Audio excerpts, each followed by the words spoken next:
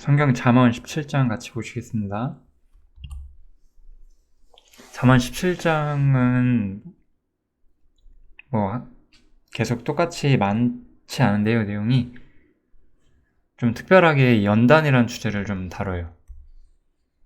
이 주제가 우리가 실제로 살면서 굉장히 중요할 수가 있는데 성경에 좀 기록이 많지는 않거든요. 연단에 관한 기록들이. 그래서 좀 연단에 대해서 성경에 써 있는 것보다 조금 더 좀 다루고 나머지 부분들은 좀 가볍게 다루고 정리하겠습니다. 잠언 17장 3절에 보면 도가니는 은을, 풀무는 금을, 그리고 여호와는 마음을 연단하신다 이렇게 나오죠. 이 연단이라는 것이 그 의도가 무엇이냐 우리가 이렇게 생각을 해볼 수가 있어요. 그리고 이 연단이라는 주제는 많은 신앙인들이 그냥 편하게 많이 쓰죠. 우리를 성숙하게 하기 위해서라든지 여러 가지 그런 의도로 이 말씀을 사용을 하죠. 그런데 좀 우리가 실제로 경험을 해보고 그리스도인으로서 인생을 살아보고 그리고 이 성경에서 말하는 의도를 정확히 판단해 본다면 이 도가니와 풀무는 이 은과 금을 이 순도를 올리기 위해 쓰는 거거든요. 즉, 그 불순물이 없어야 된다는 거죠. 그래서 마음을 연단한다는 것은 우리가 신앙적으로 순수해지기를 하나님께서 원하신다는 거예요. 이런 말을 이해하게 되는 때가 분명히 와요. 아마 다 이해하실 수 있을 거라고 생각하고 좀 아주 초신자들은 이런 부분들을 잘 모를 수 있지만 분명히 알게 돼요. 왜냐하면 우리가 나름대로 그리스도인이 된다고 하면은 일종의 결단을 하거든요. 이제 남은 인생을 주님께 드려야 되겠다. 이렇게 결단을 하죠. 그러면 이제 주님이 내 인생의 정말 100%냐, 전부냐, 처음에 말은 그렇게 한단 말이죠. 그런데 실제로는 안 그래요. 실제로는 나는 여전히 나 자신을 위해서 살고 있거든요. 주님께서는 우리가 이렇게 살면서 여전히 나를 위하여 살면서 주님을 자신의 전부라고 말하며 살게끔 놔두시지 않아요, 분명히. 주님께서는 우리가 하나님 앞에 이거는 그냥 단순하게 우리의 신앙적 순결함 이런 의도로 말한 게 아니고 신앙적 그냥 성장과 성숙 단순히 그런 부분을 말하는 게 아니라 그 불순물이 없는 순수하게 하나님께 자신의 모든 걸 드릴 수 있게끔 그렇게 우리가 단련돼가는 과정들을 말을 하는 거죠. 그래서 여기서 제가 첫 번째로 다루고자 하는 것은 이 잠언 17장에서 말하고자 하는 것은 연단은 이 신앙의 순수성을 위한 것이다. 가장 좋은 예가 베드로가 있죠. 베드로가 자신의 목숨도 아끼지 않고 주님을 섬긴다고 했지만 그 사람은 실제로 그러한 위험이 닥쳤을 때 앞으로 나아가지 못했잖아요. 자신의 마음의 결심과 마음에서 한 스스로의 결심과 실제적인 능력 사이에서 커다란 차이가 있었다는 거예요. 두 개가 일치하지 않았어요. 이런 것들이 우리가 신앙적 순수함이 없다고 하는 거죠.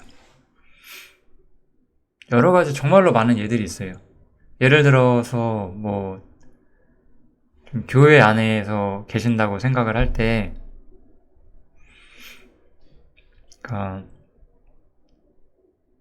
이런 거 정말 많죠. 거의 모든 사람이 가지고 있는 문제일 거예요. 내가 교회에서 뭔가 섬김을 해요. 어떤 방식이든지 이런 거 자세히 말할 필요가 없겠죠. 내가 이렇게 섬기고 있는데 교회의 다른 사람들이 나의 섬김에 대해서 인정을 안 해준다든지 혹은 관심이 없다든지 이러면 뭔가 마음이 좋지가 않죠. 이게 도대체 뭐예요, 이게? 이 사람이 입으로는 하나님을 전부라고 하면서도, 그러면서 내가 섬긴다고 하면서도 실제로는 다른 사람의 눈을 의식하고 있다는 거잖아요. 이런 것들은 전혀 연단되어 있는 상태가 아닌 거예요.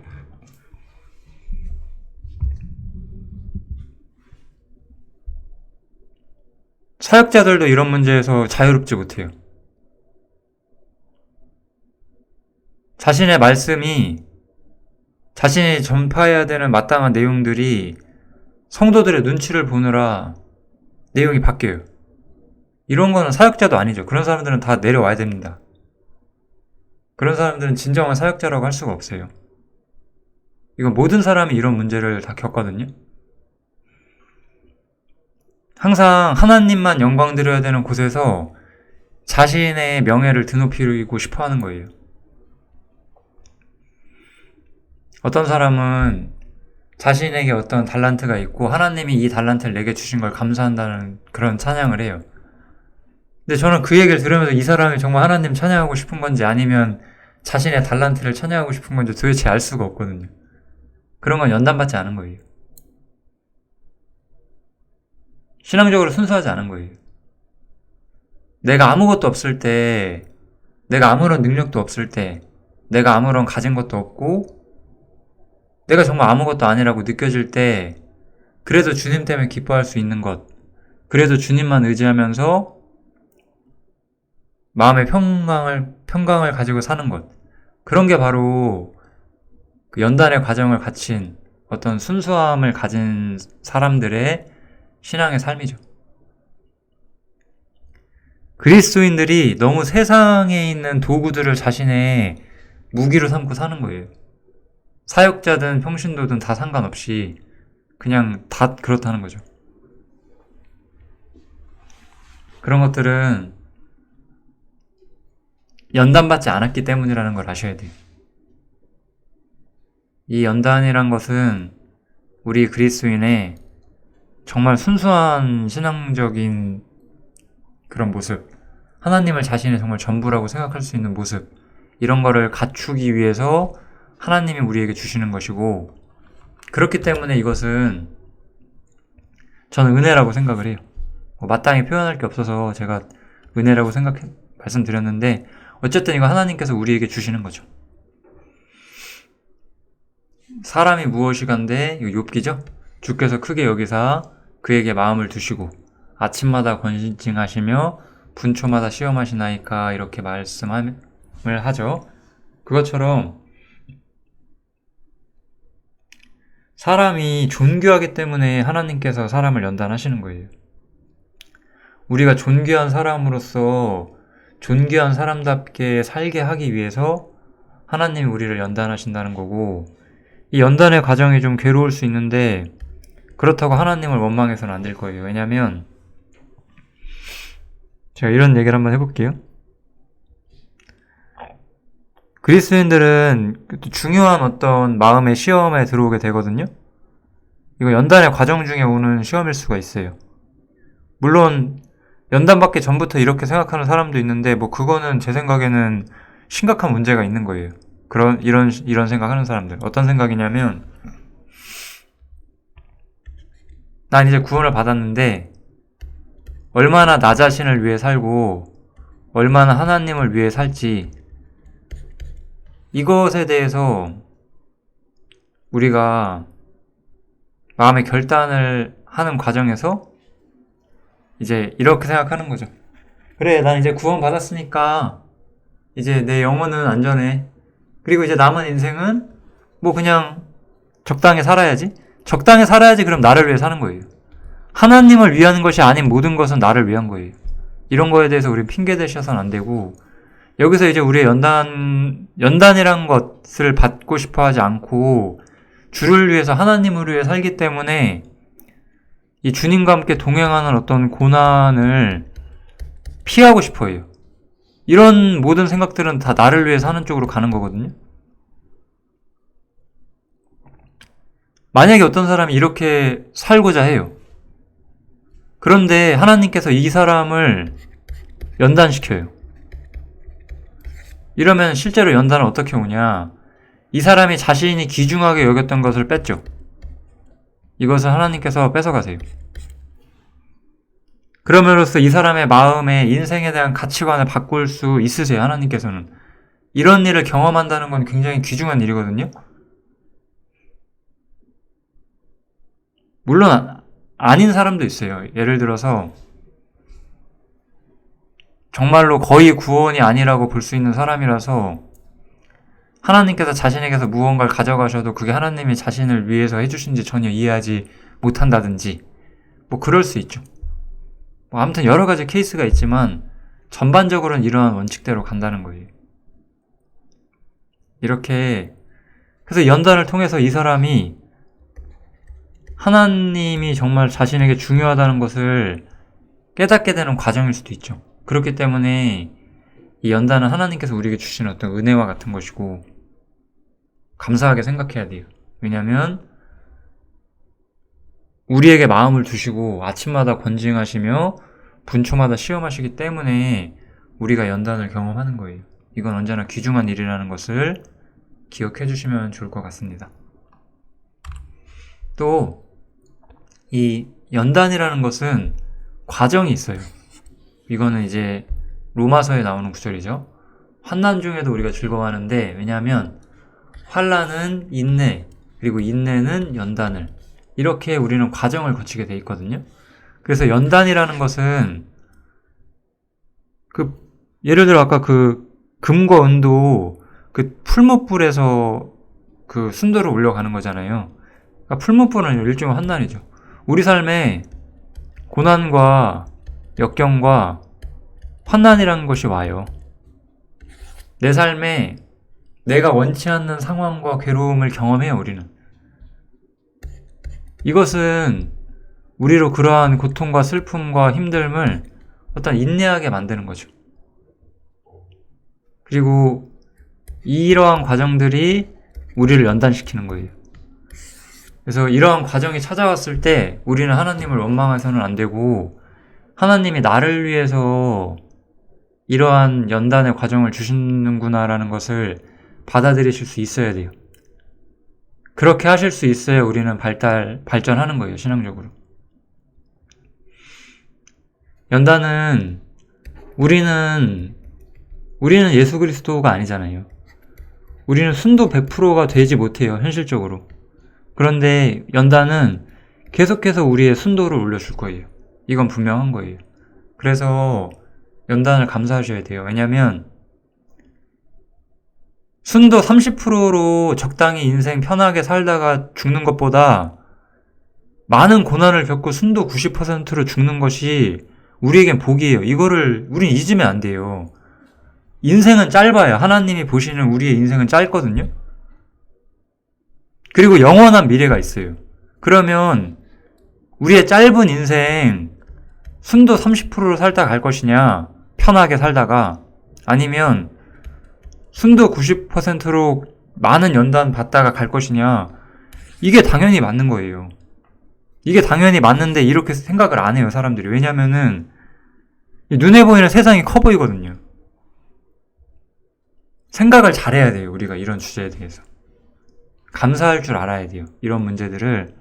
그래야 우리의 신앙이 하나님 앞에 진보할 수가 있는 거예요.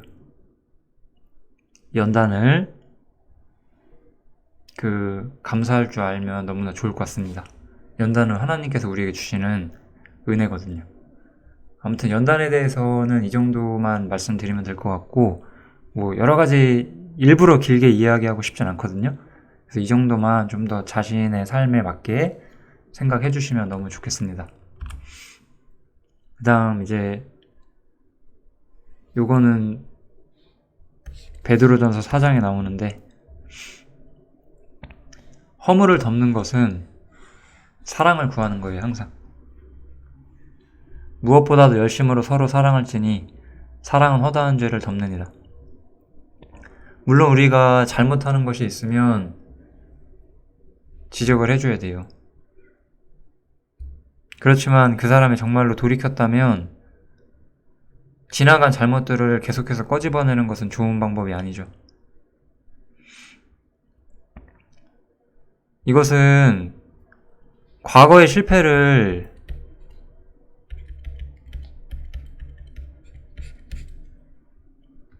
극복한 사람이 있다면, 지금은 그런 사람이 아니라면 이 사람의 지금의 모습을 봐주라는 거예요. 이것은 허물 가운데 사는 사람을 책망하지 말라는 뜻은 아니에요. 이거는 의도가 정확히 있거든요. 이 말씀은 허다한 죄를 덮는다는 것은 무조건 덮어주라는 그런 뜻은 아니에요. 다만 우리가 그 사람이 어떤 잘못했던 것을 계속해서 붙잡고 늘어지는 것은 좋은 방식이 아니라는 거죠. 사랑은 그들의 어떤 우리 형제들의 앞날에 축복을 해주는 거거든요. 그들이 과거에 부족한 점이 있었을지라도 지금 온전한 길에 있다면은 덮어주고 더 잘 하기를 바라는 것. 이거는 전 이거 되게 쉽다고 생각해요. 이거는 딱 케이스가 두 개예요. 이게 가족이냐 남이냐만 생각하면 돼요.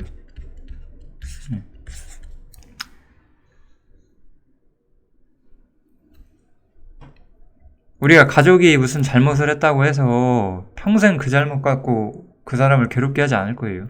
남은 그럴 수 있죠. 우리가 사랑을 하는 방식이 어떤 방식이냐를 좀 생각할 수 있는 중요한 구절이기 때문에 잘 기억을 하시면 너무 좋습니다. 이것도 좀 형제 자매를 사랑하셔야 돼요. 제가 정말 많이 느끼거든요. 항상 교회는 형제 사랑이 있어야 되고, 어려움이 교회 안에 있을수록 이 사랑이 더 필요하다는 것을 느끼셔야 돼요. 우리가 그냥 편하게 일주일에 한 번 모이는 사람들로 살면은 뭐 그렇게 사랑이 필요하지도 않아요. 왜냐하면 허물을 볼 일도 없거든요.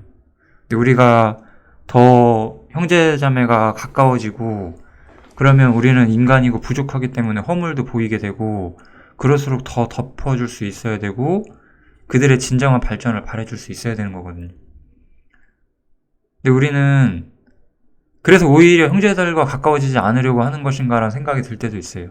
왜냐면은 사랑하고 싶지 않기 때문에, 내가 별로 안 좋아하니까. 그리스도인은 그러시면 안 돼요. 그 사람이 내 형제가 된 것은 내가 바래서 된 것이 아니고 하나님께서 그것을 계획하셨기 때문이에요. 신앙이란 것은 원래 하나님이 사랑하는 것을 사랑하는 거예요. 우리가 세상에서 누군가 친구나 연예인이나 배우자를 사랑한다고 할 때 그들이 사랑하는 것을 내가 같이 관심 가져 주잖아요. 거기에 항상 사랑이 있는 거예요.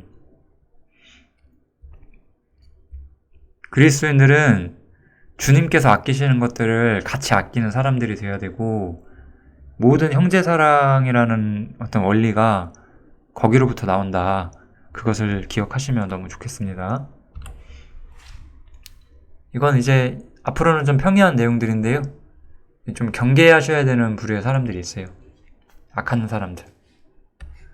근데 이 사람들, 악한 사람들 어떠냐면은 반역만 힘써요. 이게 반역이 우리 사극에 나오는 영모라고 하나요? 그런 거를 의미하는 게 아니라 매사에 뭔가를 반대하는 사람들이죠.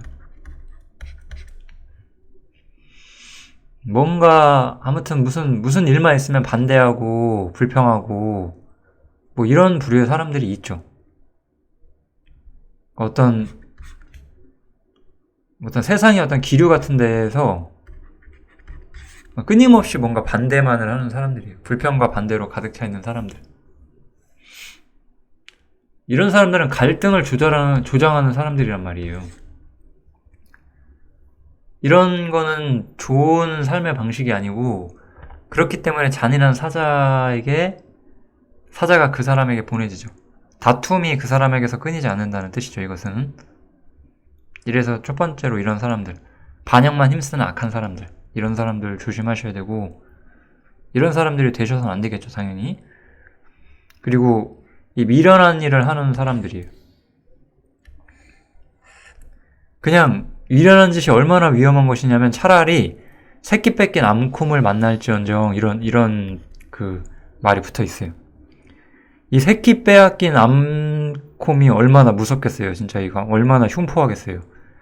차라리 그것을 만나는 것이 미련한 행동하는 미련한 자를 만나는 것보다 낫다라고 말해요. 참 대단하죠?